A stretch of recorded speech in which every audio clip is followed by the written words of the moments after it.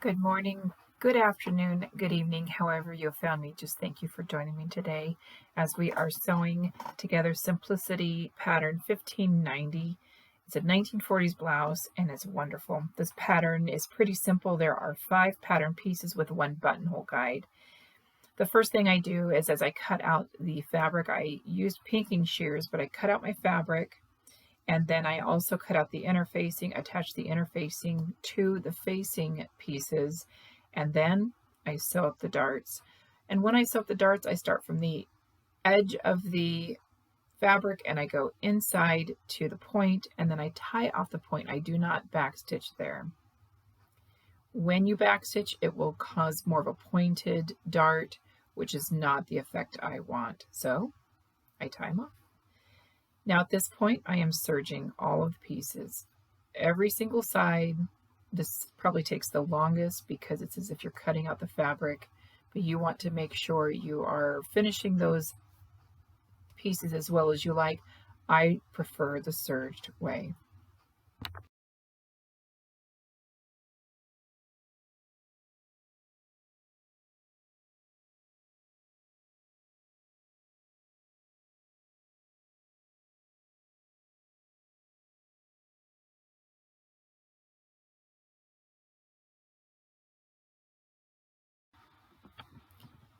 At this point, we're back on our sewing machine and we're going to be putting it together. I start with the shoulders, then I go to the side seams.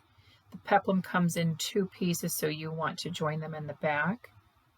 At that point, you're going to want to attach the peplum, and if you read the instructions, this is actually when you're supposed to deal with that dart in the front, so make sure you read the instructions on that. It's something I didn't do, so it made it a little bit harder in the end, but figure it out. Then you're going to take the back facing and you're going to attach it to the front facing, and I hem it before I attach that facing to the blouse itself, and you attach it along the front and the neckline. And once you've attached that facing, you're going to understitch it. And if you're not familiar with that term and want more information about it, let me know, but you're going to understitch it and it's going to make it so that it lays very nicely. You're going to make sure you clip your corners and snip your curves, and then you're going to add buttonholes and buttons, and I was able to find some very beautiful vintage buttons for this, and you'll see those at some point. I lost footage somewhere in here where I hemmed the peplum in front as well as the armholes. And what's nice about the arm is it's an all-in-one sleeve, so it's very simple to finish, especially when you've serged it. The only qualm I had with this pattern is I needed to extend that armhole a little bit more. So I did, in fact, extend that armhole for myself, and I will make those alterations for myself in the future. Meanwhile, enjoy me working away on my machines.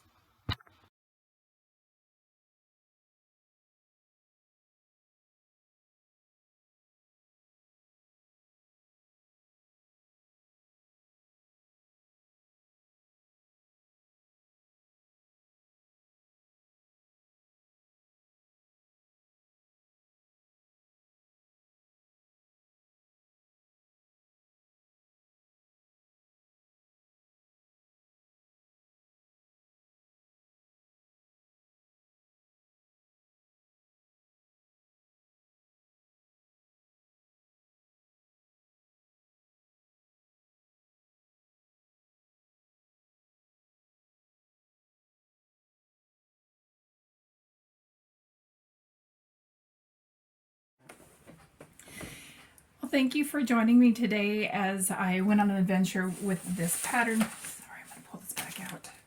I absolutely loved it. It really was not difficult to make. The trickier part was just adding the peplum to the front. I had gone ahead and put a dart in prior, but if you read the instructions, it says not to put that front dart in. I just did because that's my habit of doing the dart first. But and I did lose some footage, so I apologize for that too, but what do you do when your phone restarts and that's your camera?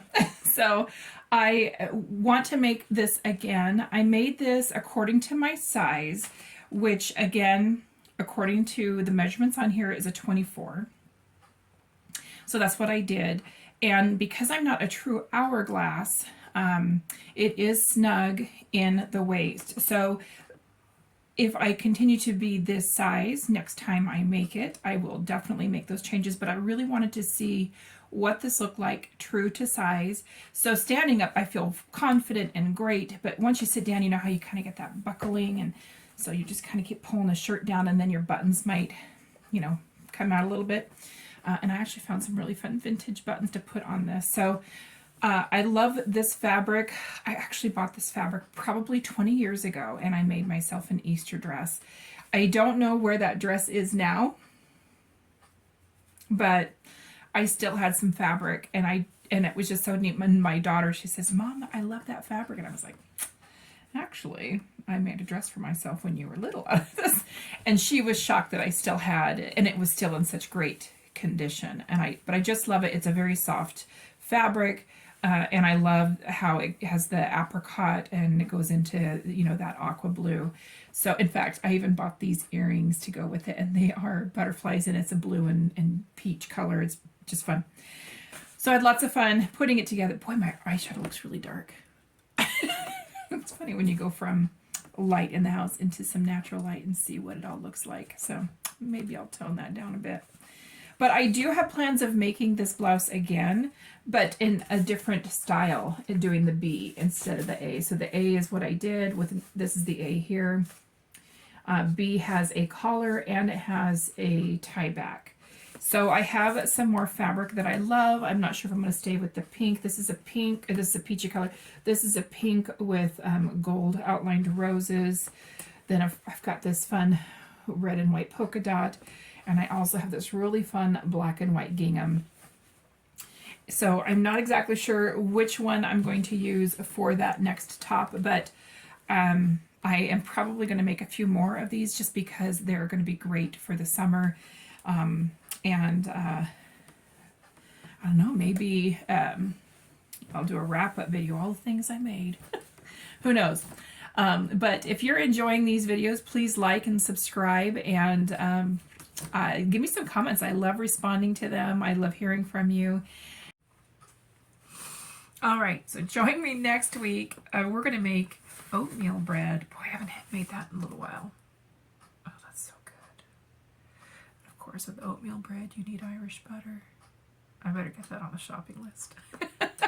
All right, blessings to you, and I will see you next week as we are making oatmeal bread.